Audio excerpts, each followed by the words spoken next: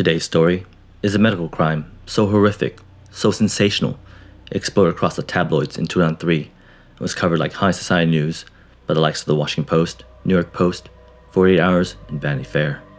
The players involved, a handsome, charismatic young doctor, his patient, an immigrant woman from the Philippines who was an up-and-comer in the financial districts of New York. What happened during and around surgery was quite possibly the worst-case scenario, and the doctor's response was truly shocking. Imagine walking in for a simple dermatology procedure.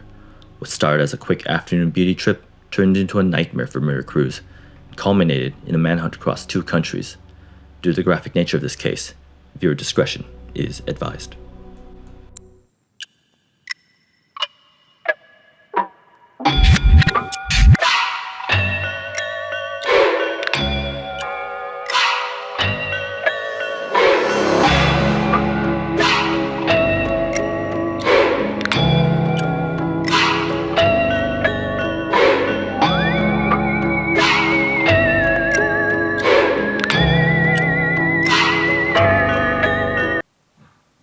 Before we get started, welcome to JAWjabbers. We tell stories of medical mayhem, medical mysteries, and surgeries gone wrong. Please tickle the like and subscribe button if you're a fan of this content. I'm Jason, I'm an ICU and trauma RN. Stay to the end, I'll give you my 2 cents on how likely this might happen in your life and how best to survive it. We upload twice a week. If you care for the scary, if you're mad for the macabre, stick with JAWjabbers. Approximately 20,000 people vanish off the streets of New York in a year. Mostly runaways, some suicides. These disappearances get solved relatively quickly. Not so for Maria Cruz. Born in the Philippines, Maria decided to set out for the American dream after graduating cum laude from Maryknoll University.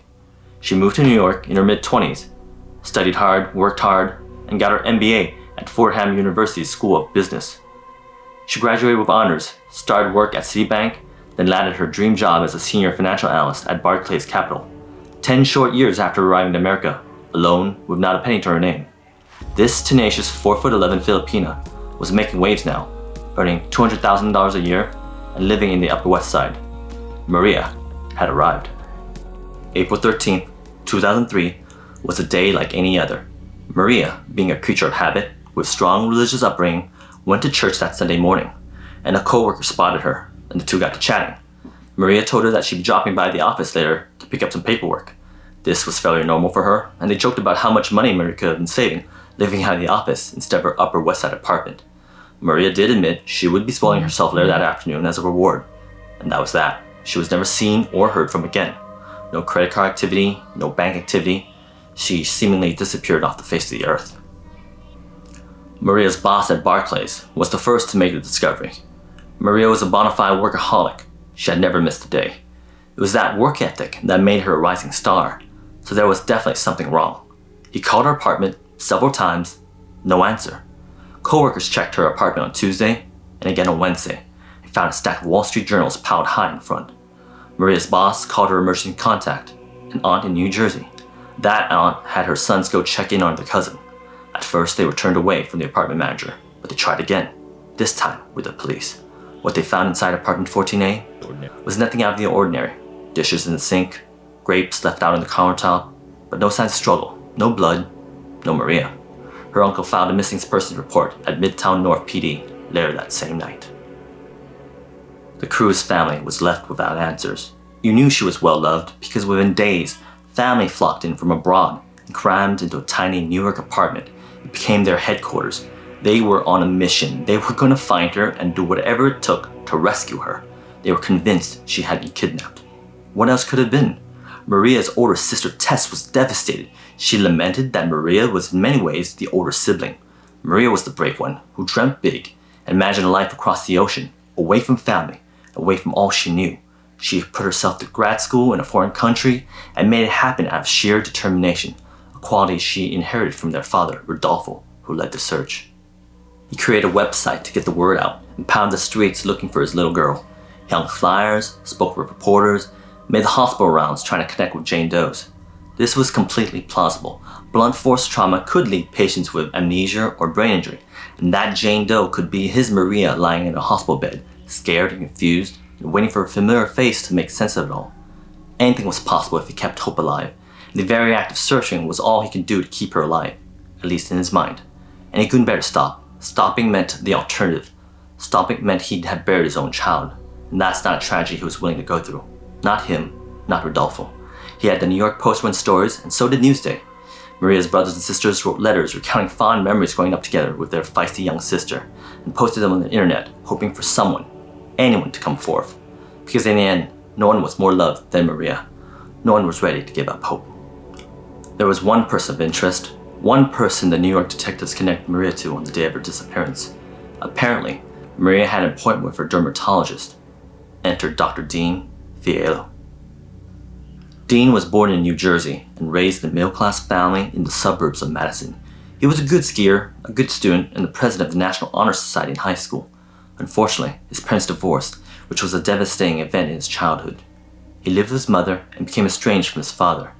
Later, he attended Rensselaer Polytechnic Institute in upstate New York, and like Maria, he put himself through school, working odd jobs like construction. At night, he'd blow off steam and soon became a popular fixture in Manhattan's gay nightclub scene. Dean was easy on the eyes, jet black hair, olive skin, muscular build. He was well-groomed, immaculate. Dean had a way with people. He was charming, mysterious, and just by looking at you, he'd invite himself straight into your soul. You can trust Dean. He was someone you wanted to be around. One admirer described Dean as an infection in his bloodstream, one he could not and would not cure. Dean did well for himself. He grew and started his own contracting business, and later bought a historic 3-story frame house on Elwood Avenue in Newark, a mile from downtown and 20 minutes from Manhattan. While doing construction work on a Christopher Street spa called The Beach, Dean met Michael Hart, the spa's owner and the person who would forever change the course of his life and send him on the path of cosmetic healthcare. The two got on real well, ate lavish meals, and attended Broadway shows, and split time between Dean's New York home and Michael's Manhattan apartment. Michael eventually convinced Dean to work at a spa and give up house renovations. With his good looks, Dean could make a killing at the beach, doing electrolysis laser hair removal. And he did. He grew that business into a suite of offices and later switched operations to another downtown Manhattan spa called the Soho Skin and Laser Dermatology, ran by a local dermatologist. He was very ambitious. Before Michael died from AIDS, Dean had already moved on to new companions and new opportunities, and there were plenty of admirers still waiting in line. Later in his career, Dean would branch out into tattoo removal and quickly became an expert at laser skin resurfacing. Cosmetic procedures were booming across the country, and with the lasers, you could do just about anything, from hair removal to teeth whitening and beyond. Dean met a new companion at this point, a Broadway actor who connected him with high-end celebrity clients. In 1996, Dean leveled up again and opened up his own lasering business called Skin Ovations in the swanky Upper East Side, and he always put his best face forward. He wore a crisp white lab coat. His receptionist spoke with a French accent. His offices were clean and had state-of-the-art lasering equipment. And his webpage boasted he had trained hundreds of physicians in the latest lasering techniques. He was a pioneer in his own field. You can imagine why Maria had such confidence and trust in Dean. Here was this handsome, charismatic dermatologist who made his way from simple beginnings as a construction worker into this world-class dermatologist working with the rich and famous. Who wouldn't want Dean as their doctor? He was grounded, approachable, even had his patients call him by his first name, Dr. Dean. Maria had a dermatology appointment with him earlier in the week, but had to cancel because she was working late again. Dr. Dean offered to see her over Sunday to help remove this unsightly fungal growth from her tongue. Best of all, he'd do it discreetly with a laser out of his home office. What Maria didn't know was that by the time she had met Dr. Dean, he had lost all credibility and would soon defraud her in the worst way possible. In 1998, Dean was arrested for writing statal prescriptions for himself, using a prescription pad he stole from a former employer from Soho Dermatology. His newest companion, a Manhattan-based designer, posted bail, and Dean was eventually sentenced to 3 years probation with mandatory drug rehab. But Dean couldn't stay straight for long. News that his mother's cancer had recurred drove him back to alcohol and back to drugs in 1999, and he completely relapsed when she died in 2001. Dean began missing work and fell behind in mortgage payments, as well as his expensive equipment leases. He lost everything, including Skin Ovations. It was not until a year later at the start of 2002 that Dean started to climb out of his funk and convinced a doctor friend to rent him office space out of his New York apartment. It was at this makeshift dermatology office that Maria made her final appearance.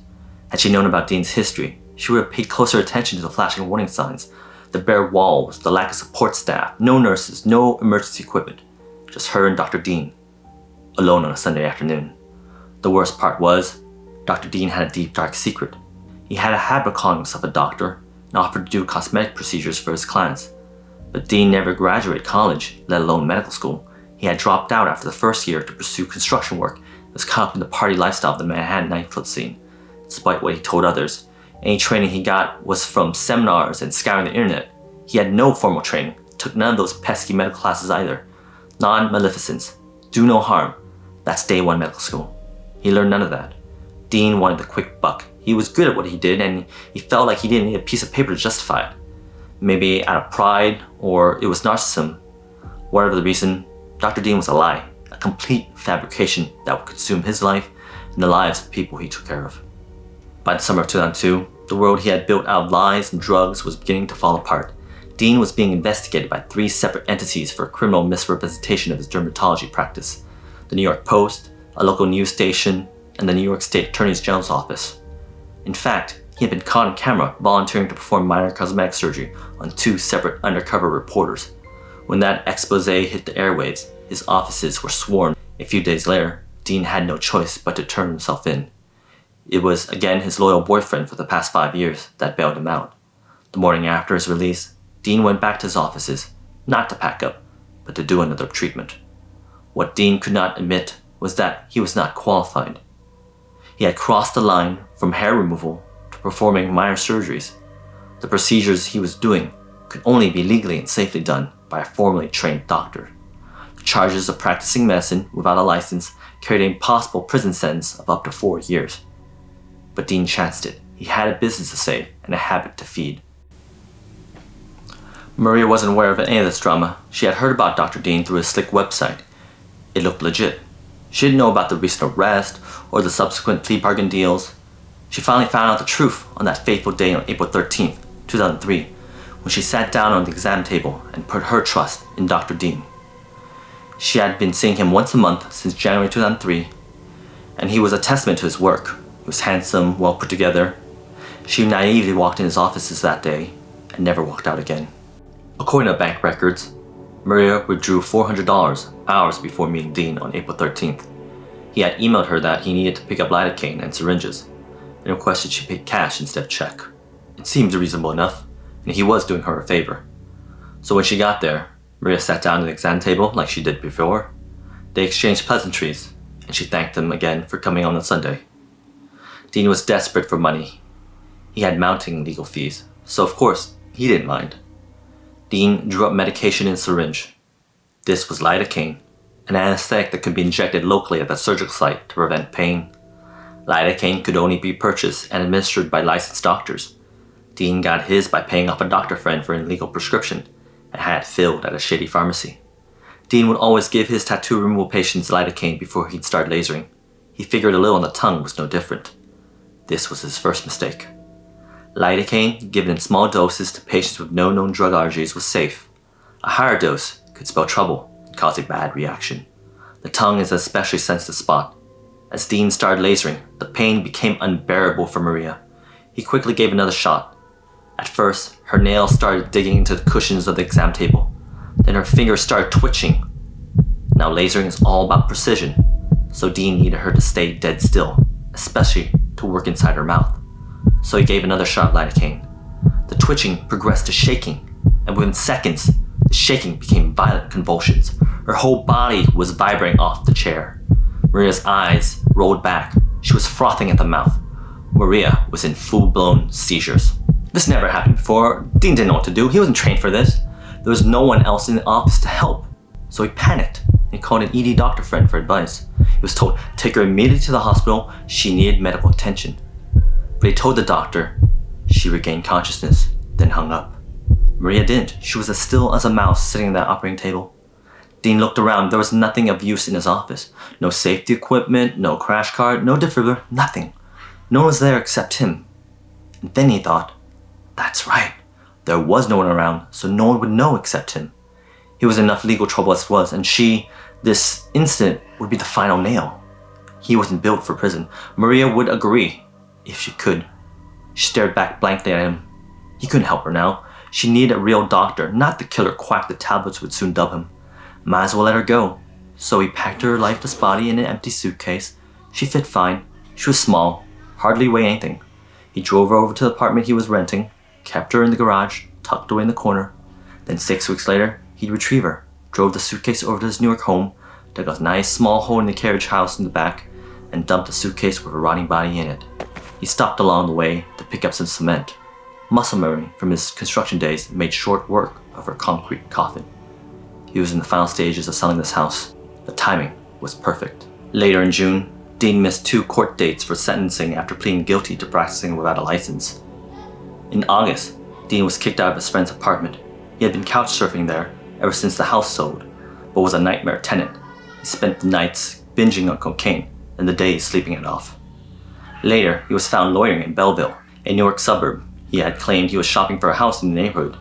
The police weren't convinced.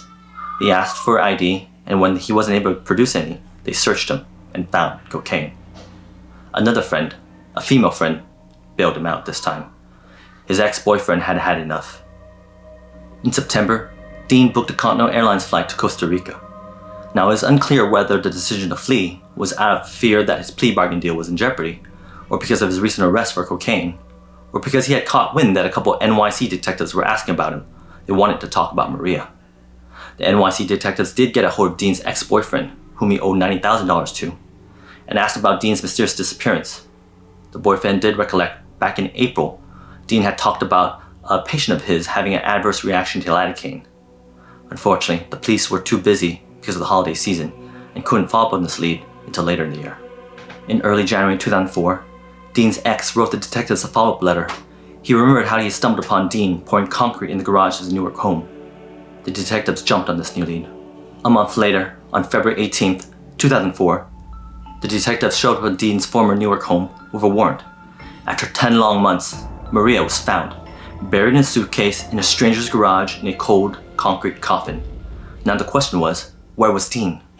The manhunt was on. It was no big secret that Dean had fled to Costa Rica. Dean had been using his own credit cards and sent several rambling emails to friends that were easily traced back to San Jose, the capital of Costa Rica. Again, the gossip rags were the first to arrive. A reporter from the Post flew over to Costa Rica 2 days after the discovery of Maria's body. She had a picture of Dean in hand. She showed it around to every ritzy nightclub. Dean had spent months cruising the San Jose party scene and was easily recognized, but unfortunately, he had already skipped town by then. Dean was flush with cash. He recently sold his Newark home and made his way down the Pacific coast, exploring their exclusive resorts. The New York detectives had Dean's photo printed in the local newspapers. The manager of a beach resort in the town of Samara, 120 miles west of San Jose, tipped the police off that a foreigner had been hanging around the pools, drinking and hitting on the bartenders for the past several days. The Costa Rican police arrived to arrest Dean at poolside. He offered up no resistance. He was wearing jeans and a sky blue Hawaiian shirt and a big grin on his face. Apparently, Dean had likened himself to Leo DiCaprio's character in the movie Catch Me If You Can, and the New York detective who was hounding him to Tom Hanks' character. Throughout 2004, Dean fought extradition from the Costa Rican jails back to the US. In an exclusive interview with 48 Hours, Dean showed no remorse and maintained his innocence in Maria's murder. He also refused to comment about pretending to be a doctor in New York and abruptly ended their interview after 20 short minutes. In May 2005, Dean Fialo was successfully extradited to New York to face charges of second-degree murder with a possible sentence of 25 to life. In October 2006, Dean entered a plea agreement to first-degree assault in exchange for 20 years in prison. He's currently serving time at Attica Correctional Facility, and in 2022 became eligible for parole. So here are my quick thoughts. Please see your PCP, your primary care provider. They'll do the initial evaluation. They'll determine if you need a specialty referral, maybe to a dermatologist. Fungal growth on the tongue, that sounds like thrush. It could be black hairy tongue syndrome. It could be related to a course of antibiotics. It's easily treated with antifungals, magic mouthwash, or some sort of diet change. If you're going through alternative medicine, look for their credentials. They should be plainly displayed in their offices. And while you're there, look for safety equipment, look for support staff. Ask that provider what type of anesthesia they'll be using. Go through your med history. Go through your drug allergies. And if it is elective surgery, typically this doesn't happen over the weekend. If they're asking for cash, be highly, highly suspicious. Again, be safe out there. If you're a fan of this content, please tickle that like and subscribe button. See you in the next JAWjabbers.